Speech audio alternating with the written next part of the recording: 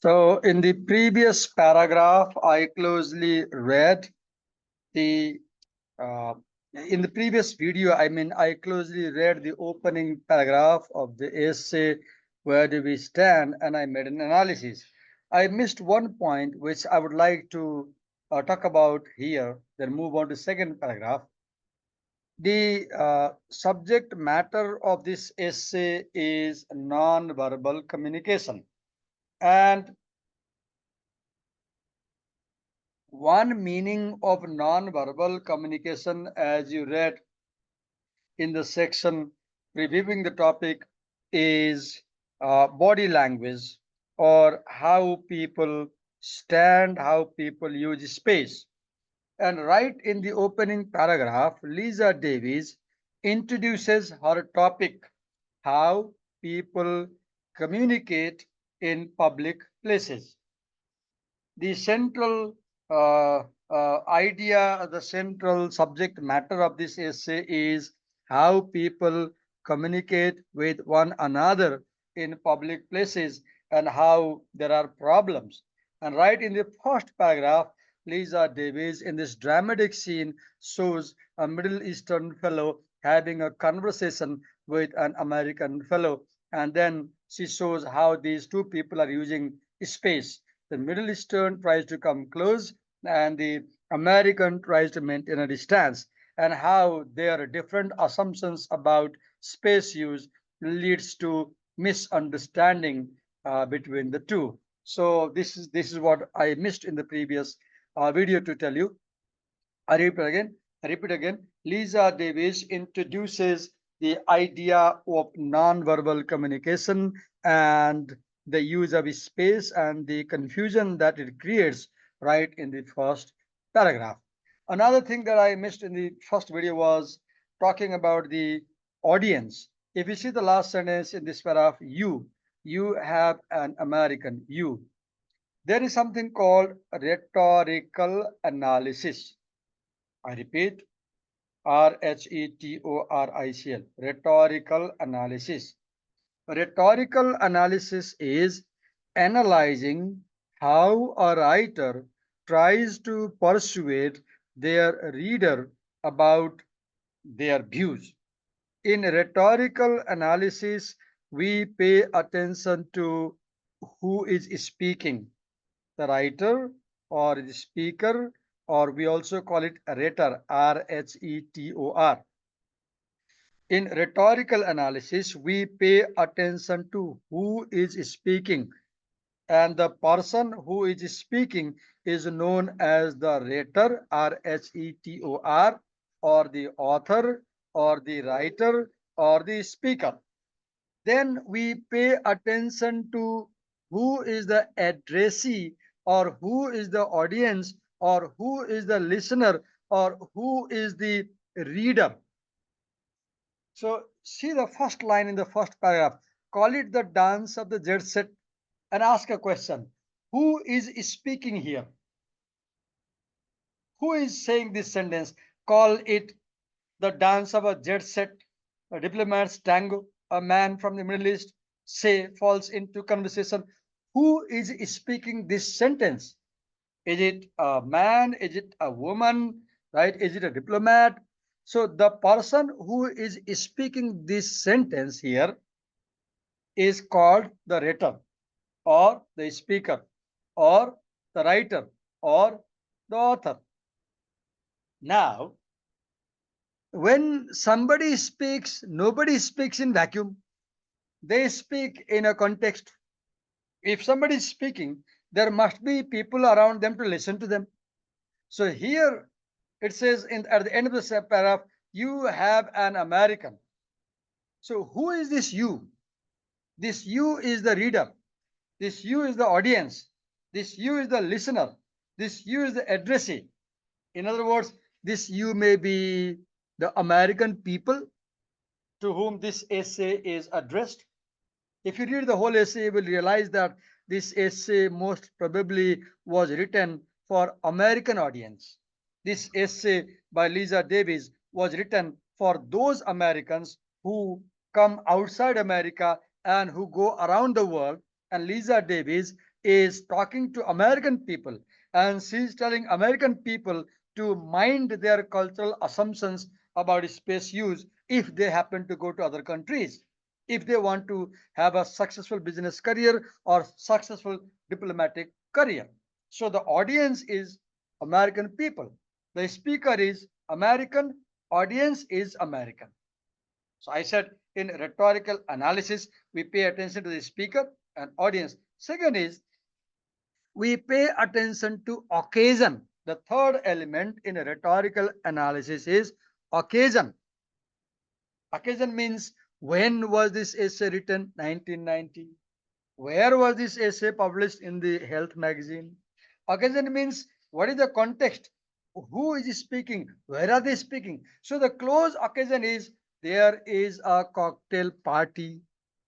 The occasion is the State Department's Foreign Service Institute has organized a cocktail party.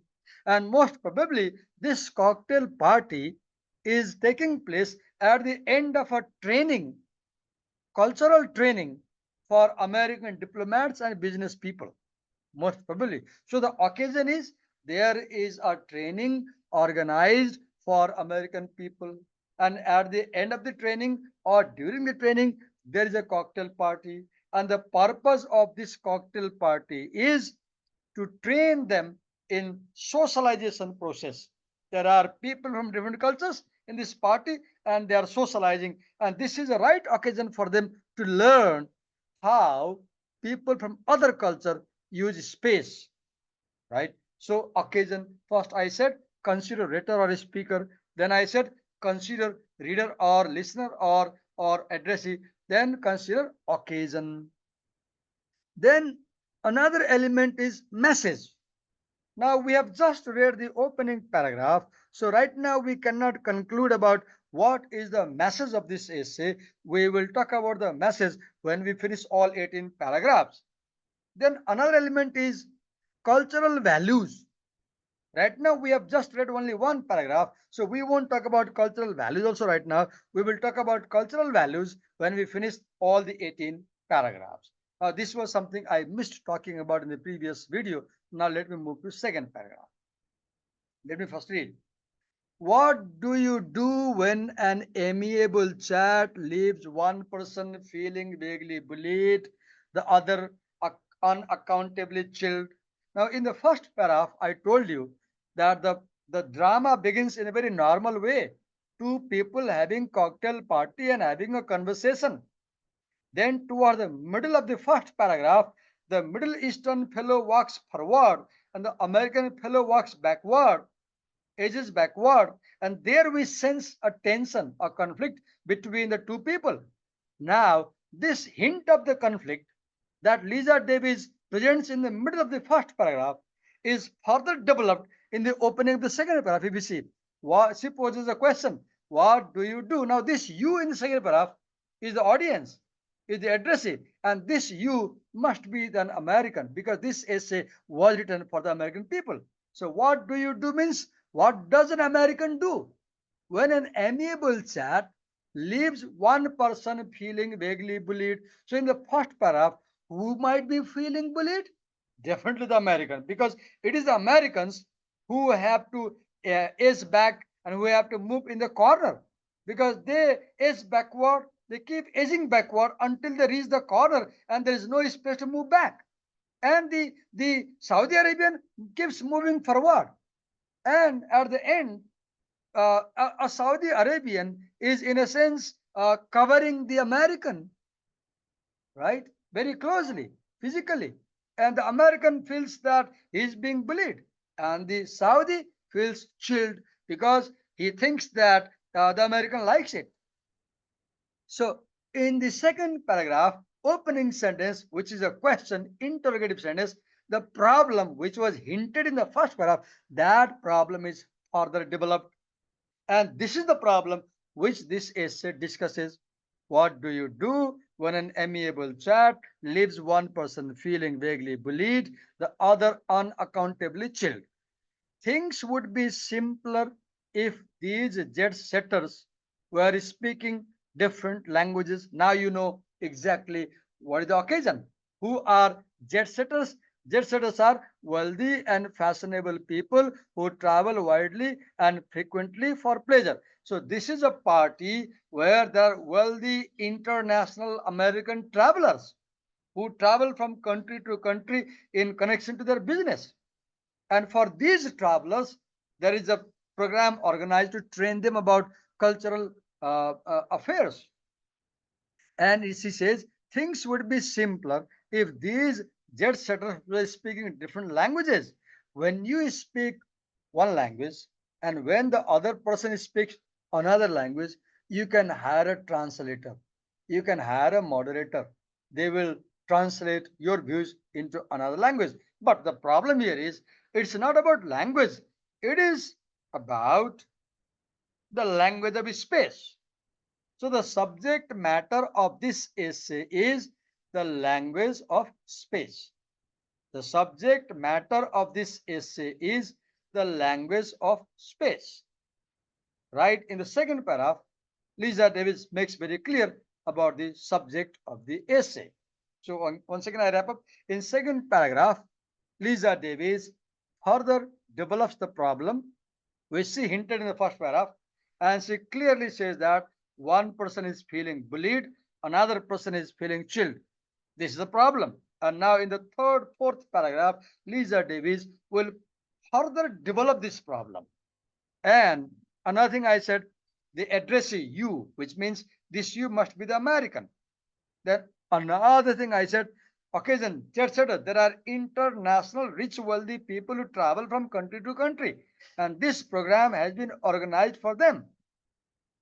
Fourth thing I said, Lisa Davis says that the issue here is about language of space.